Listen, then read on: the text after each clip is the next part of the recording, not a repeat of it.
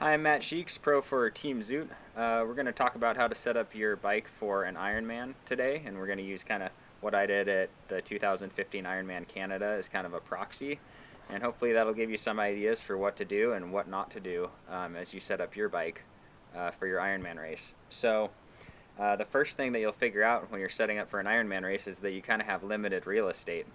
So you go out on a normal training ride, it's not a big deal. You have everything in your back pockets, but with your tight race kit on, you don't really have as many options, and so a lot of stuff ends up having to go on the bike. So the first two things that you got to think about are your nutrition and your hydration. So what I did for this particular race is Speedfield hooked me up with their newer cage, which also has a Garmin mount that can go in right here. It's right here actually. So you can pop a Garmin mount into this cage. Mount your Garmin right there, and then it gets it out of the way. I decided not to do that because my Garmin, I only carried one. It was on my wrist the whole day, but that is an option. And then these units that have some sort of speed fill system are really nice because you don't have to keep swapping out water bottles, and the spot that you drink from is always right by your mouth.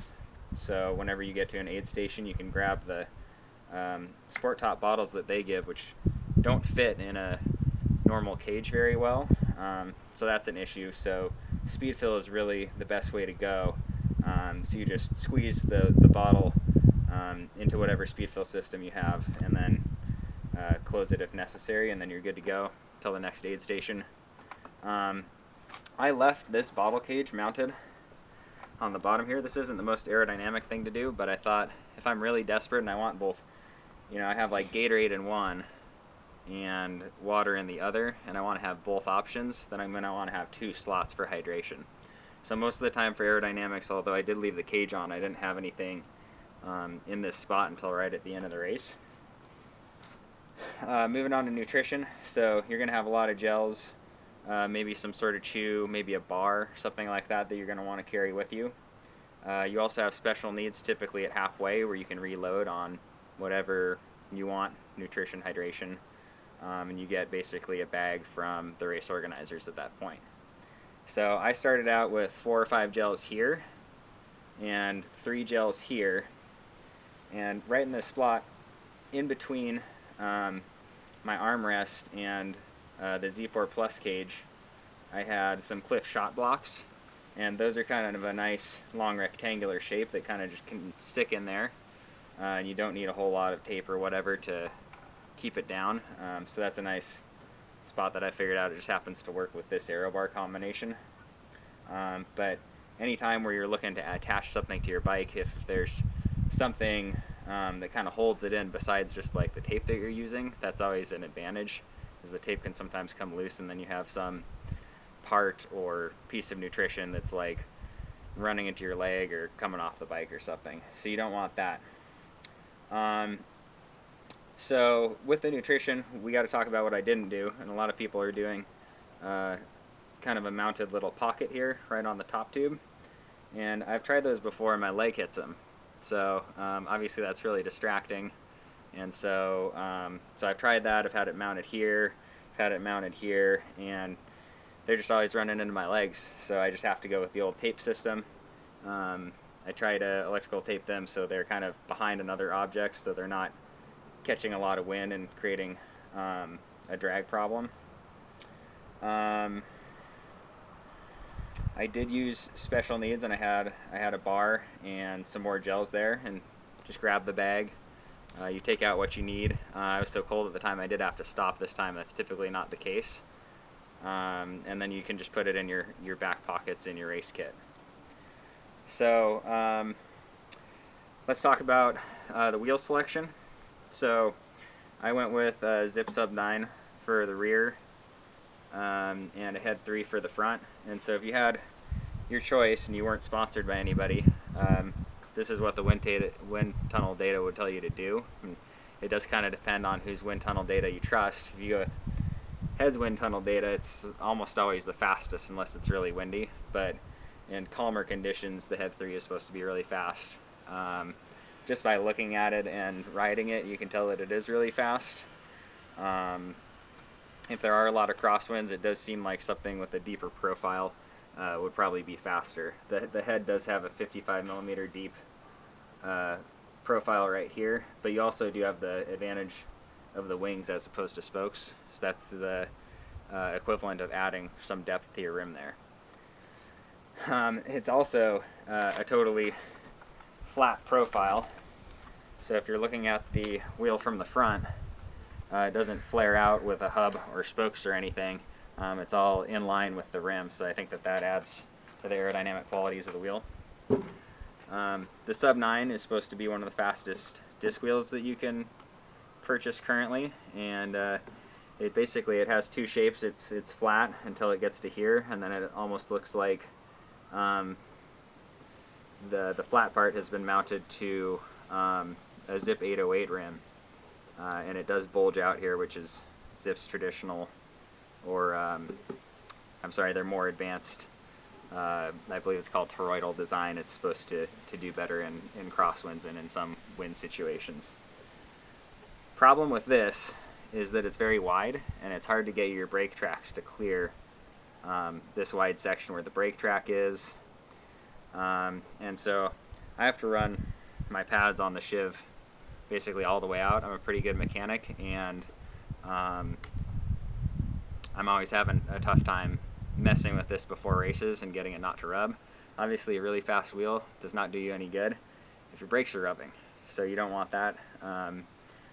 Probably if I had to do it again, I would just get a normal disc wheel without the super sexy toroidal section right here, just so I could avoid the setup problems that you have with that. For the bike, I'm running a Specialized Shiv Pro. It's pretty nice. It is really stiff though. It's very aerodynamic. If you look at it at some angles, it does almost look like a beam bike without having the beam. So it's very aerodynamic. Unfortunately, this frame is broken on me twice, and so this one will be going back to Specialized to be warrantied for the second time. I'm also running their stock aero bar that comes with everything but the top end, and this has also been warrantied, but I don't have all day to go drop by the bike shop and drop off all my stuff, so I'm riding stuff that's essentially half broken, needs to go back to Specialized. So so that'll happen between now and the next race. I ran the Specialized Trivent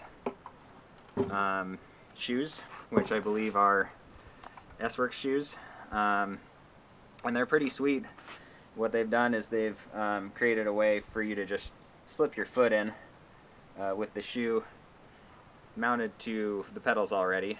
And in an Ironman, this isn't something as an amateur that you can do, but in the pro category, you can have your shoes mounted to the pedals. So this is a great option if you're going to do that. Obviously, it's a great option even if you don't have to, but if you are getting on the bike with the shoes already on the bike, it's very easy to slip in, whereas before you'd kind of have to futz with your shoe quite a bit to make sure that you got in without messing with the straps or having the straps come undone or something like that. I've always done it this way with the rubber bands, and it's never failed me, but I have heard horror stories of maybe someone getting the rubber band caught in the derailleur or something like that. I've never experienced that, so I keep going with it, but it is just rubber band looped around one of the bolts on the derailleur on the right side, and then it's two rubber bands attached together in sort of a figure eight, and then it's just attached to the rear skewer. Once you start pedaling, the rubber bands are supposed to break. What's likely to happen is that this one's going to stay here for the whole ride, and this one's going to break, kind of like that. So you're going to have rubber band hanging from your shoe the whole time, but you're going to be in so much pain it's not going to matter. So that's how I do it. Like I say, in a full distance event, the amateurs do have to have everything in their race bag, and so you want to have that option, but it's a consideration for half Ironman or anything shorter than that. I'm running rotor rings, This is a 55 tooth front chainring and a 42 tooth inner chainring. And this is a pretty good combo. Initially I got a 44 tooth, and I don't know what I was thinking. I was thinking maybe the next race I had right before I bought it was fairly flat, and so it'd be cool to have a 44. And that's not very applicable if there's much climbing at all. So I went down to the 42. That seems to work pretty well. Ironman Canada is a really tough course to get the gearing right for.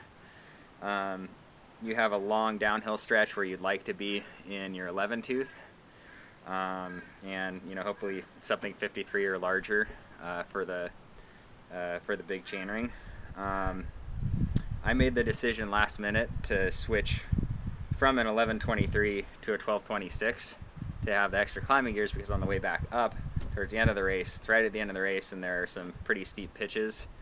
You're really tired at that point, so you can't exactly power up those climbs. So definitely thankful I had the 26. It was the right call on the day, but I was still geared out on a lot of downhills, and for that reason it does make it difficult to get the gearing right. If you have 11 speed, you have more options. You can go up a little bit higher in your gearing selection. So that's a nice advantage of having an 11 speed system. Currently I'm on SRAM Red 10 speed. So I think that covers most of what I wanted to talk about. So I hope that gives you some ideas for how to set up your bike. Obviously there's a lot to think about with an Ironman event. It's not something where you want to have forgotten about something and you realize that in your way into your ride. So it's all good things to think about in the few days leading up to your event. Actually, one last thing I want to touch on is that in the event of a flat, what I'm carrying right now is the initial one was Vittoria Pit Stop. This one's made by Hutchinson. I think it's called Hutchinson Fast Air. And right now I just have this electrical taped underneath my water bottle, and this seems to be an advantageous location. It holds in there real well. If you get a flat, this is supposed to seal and inflate your flat at the same time. I've only ever used it once, and it was in the cool down for a race and not actually in the race, so thankfully never really had to use one of these bad boys during a race. But I've heard good things. It's something that you definitely want to have as your first resort, and a lot of other people will carry spare tires and CO2 inflators, but at some point you have to decide, what's being a good Boy Scout and what's being minimalist and is going to be the fastest. Obviously the more stuff you add to your bike, the heavier it gets and the bulkier it gets, and that's not what you want. So you have to make the call on what are you going to sacrifice. Are you going to potentially not finish the race because you can't fix your tire? Or are you going to bring everything that you could possibly want? In any situation, you'll be able to fix it. So it kind of depends on what your goals are for the race. I'm going for max speed, so I just carry one of these.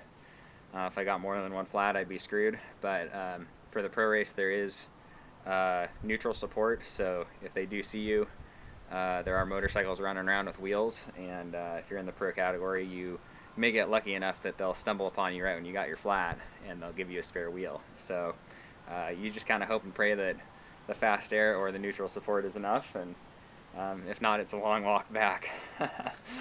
So thanks for watching. Like I said, my name is Matt Sheeks. I race for Team Zoot, and hope this is helpful.